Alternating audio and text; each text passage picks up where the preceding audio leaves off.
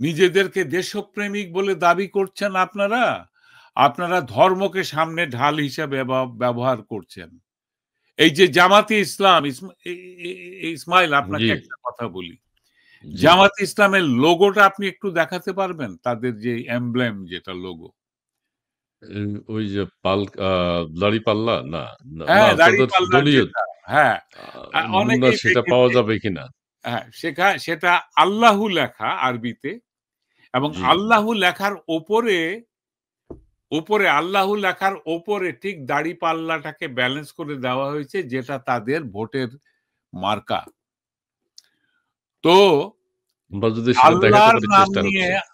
মহান আল্লাহর নাম নিয়ে, যিনি সর্বজীবী প্রতিপালক, যিনি সবাইকে প্রতিপালন করেন, যিনি বিশ্ব স্রষ্টা, তার নাম দিয়ে, তার নামের উপরে তাদের ইলেকশনের মার্কা পাল্লা লাগিয়ে, এটা নয়, এটা নয়, এটা নয়, এটা নয়, দাঁড়িপাল্লার যেটা। দাঁড়িপাল্লার যেটা লোগো তাদের।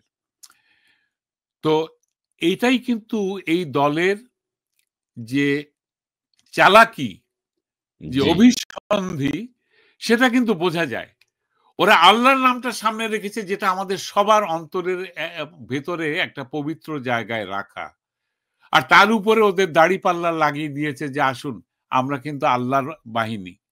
আল্লাহ যদি সর্বশক্তিমান হয়ে থাকেন, তার কোনো সৈন্যবাহিনীর দরকার নেই। যারা সৈন্যবাহিনী হিসাবে নিজেদেরকে আল্লাহর হেল্পার বানাচ্ছেন, তার এই যে মসজিদের গম্বুজ, আল্লাহু লেখা, তার উপরে দাড়িপাল্লা, ওদের ও ভোটের। আল্লাহর ভিতরে দাঁড়িপাল্লা। হ্যাঁ, ও এই যে এটা ওপরে, এটা আল্লাহর এটা ভেতরে না, আল্লাহর ওপরে। উপরে, উপরে। এটা তো খেয়াল হ্যাঁ, করি নাই। আল্লাহর চেয়ে বড় ওদের ওদের মার্কা, ওদের ইলেকশনের মার্কা। তো এই দলের চরিত্র হচ্ছে ধর্মকে দেখিয়ে সব ধরনের অত্যাচার, অবিচার, দেশদ্রোহিতা সবকিছু এরা করে যাবে। আর মানুষের অন্তরের দুর্বলতম জায়গায় এরা এই মার্কাটাকে, মানে এটাকে কি বলে, কয়েন করবে, এটাকে ব্র্যান্ডিং করছে ওরা। আল্লাহ হচ্ছে গিয়ে ওদের ব্র্যান্ডিং এর, আল্লাহু লেখাটা হচ্ছে ওদের ব্র্যান্ডিং, ওদের জামাতে ইসলামের ব্র্যান্ডিং করছে ওরা। তো জামাতে ইসলাম আপনাদের ব্র্যান্ডিং কিন্তু বাংলাদেশের মুক্তিযুদ্ধের বিরোধিতা করা, মেয়েদেরকে ধরে নিয়ে গিয়ে গনিমতের মাল বানানো, লুটপাট করা, তাদের জমি জমা দখল করা, মুক্তিযোদ্ধাদের হত্যা করা, বাংলাদেশের স্বাধীনতা বিশ্বাসী ৩০ লক্ষ মানুষকে আপনারা মেরে নদীতে ভাসিয়ে দিয়েছেন, পুঁতে ফেলেছেন মাটির নিচে, গণকবরের মধ্যে। ৫৫০ গণকবর বাংলাদেশে আছে আপনাদের হত্যা করা মানুষের লাশ নিয়ে। তো আপনারা দেশপ্রেমিক কোনোদিনও হতে পারবেন না। যারা হুম। আপনাদেরকে সাপোর্ট করছে, তারা অন্ধ, অথবা আপনাদের ব্রেন ওয়াশ করা, অথবা তারা আপনাদের পয়সার গোলাম। তারা বিদেশ থেকে যে ফান্ডিং হয়, সেটার থেকে তারা পয়সা পায়। তো এগুলো থেকে আপনারা যতদিন না নিজেদের কৃতকর্ম স্বীকার করে ক্ষমা চাইবেন জাতির কাছে, তার ততদিন ক্ষমা পাবেন না। আমরা এখনো বেঁচে আছি।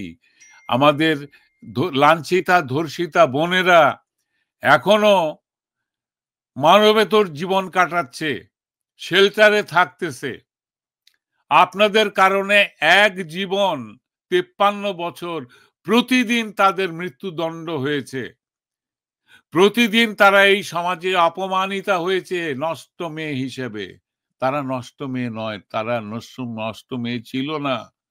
তারা আমাদের, আপনার মা, বোন, ভাগ্নি। তাদেরকে এই সমাজ শেল্টারে ঠেলে দিয়েছে আপনাদের কুকীর্তির জন্যে। এই কুকীর্তি আপনারা এখনো করছেন।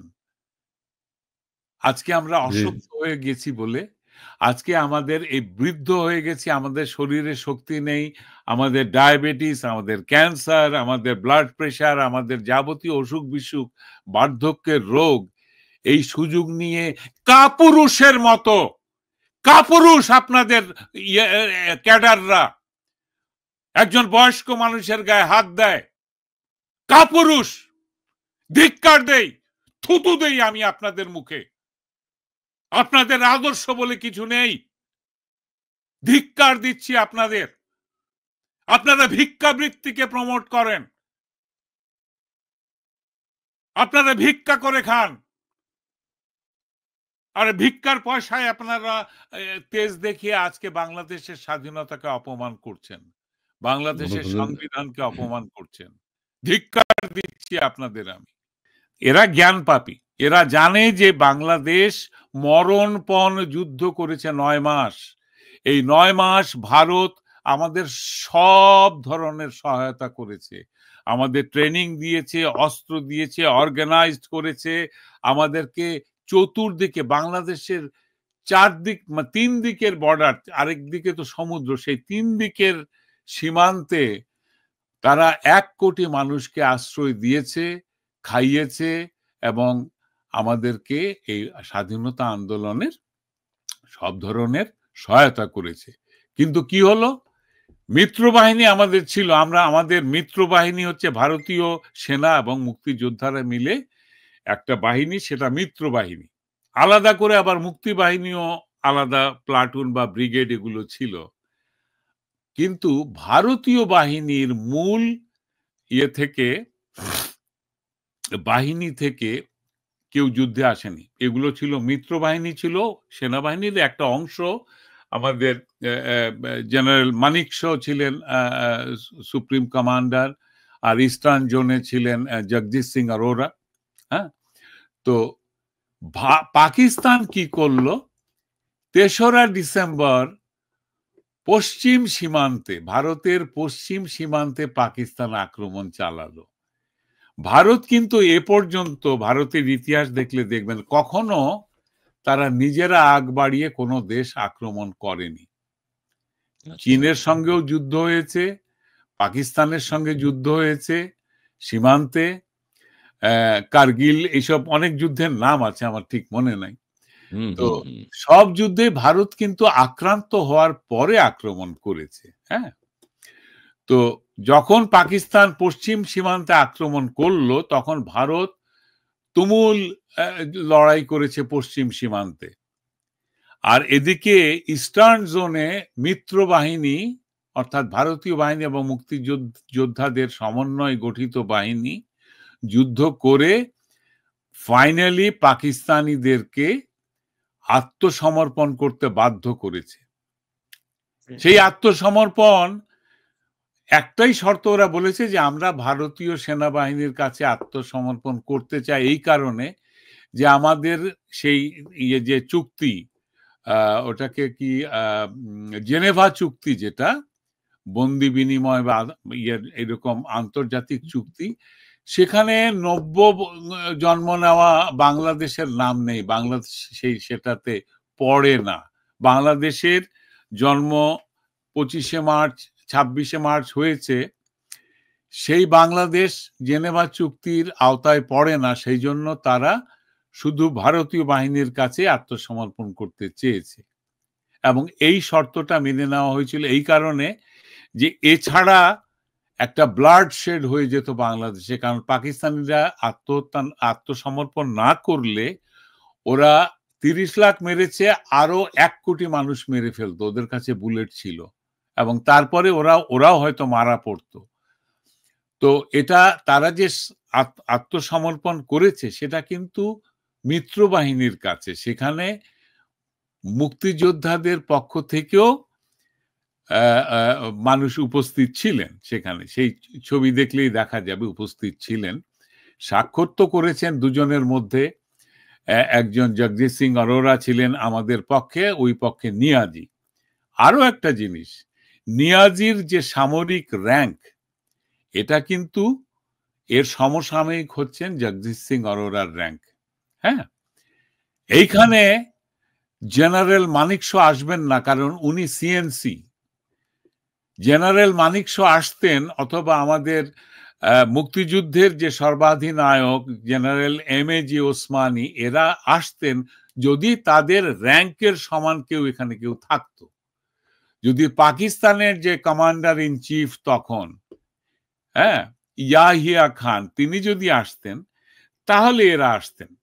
হ্যাঁ, কারণ র্যাঙ্কের একটা ব্যাপার আছে। হ্যাঁ, এটা সামরিক প্রোটোকল, সামরিক প্রোটোকল। ওখানে যদি নিয়াজি না থেকে একটা সুবাদার, মেজর বা হাবিলদার থাকতো, তাহলে ভারতীয় বাহিনীর একজন হাবিলদার এসে তার পাশে বসতো। আচ্ছা, আচ্ছা, আচ্ছা, বুঝতে আচ্ছা, পেরেছেন আচ্ছা, আচ্ছা। র‍্যাংকের জি, জি, ব্যাপারটা? জি, জি, জি, জি, জি, এখানে জি। জেনারেল ওসমানী তো আমাদের সিএনসি, মুক্তিযুদ্ধের কমান্ডার ইন চিফ। জি, জি, আর স্বাধীনতা। জেনারেল মানিক শো হচ্ছেন গিয়ে মিত্র বাহিনীর কমান্ডার ইন চিফ। তো এরা তো আসতে জি। পারেন না। এই বেগারত্ব আচ্ছা। একটা সাধারণ জেনারেল নিয়াজি। সে ইস্টার্ন মানে পূর্ব পাকিস্তানের যে সামরিক হত্যাযজ্ঞ পাঠানো হয়েছে যে সৈন্যবাহিনী, সেটার চিফ, হ্যাঁ? তাহলে ওরকম আরেকজন হুম। আসবে, যেটা জগজিৎ সিং আরোরা। জি, জি, জি, জি। এটা হচ্ছে কথা। আর ইয়েদেরকে, মেধাবীদেরকে বলছি, বাবারা ইতিহাস পড়েন। আপনাদের গায়ের জোরে কোনো কিছু করলে ওটা থাকবে না। আপনি যদি ৫৩ বছরে অর্জিত স্বাধীনতার ইতিহাসকে মুছে দেন, তো আপনার ২ সপ্তাহের স্বাধীনতা, ওটা ওই পানের পিক ফেলার মতো করে ওটা লোকে ফেলে দিবে।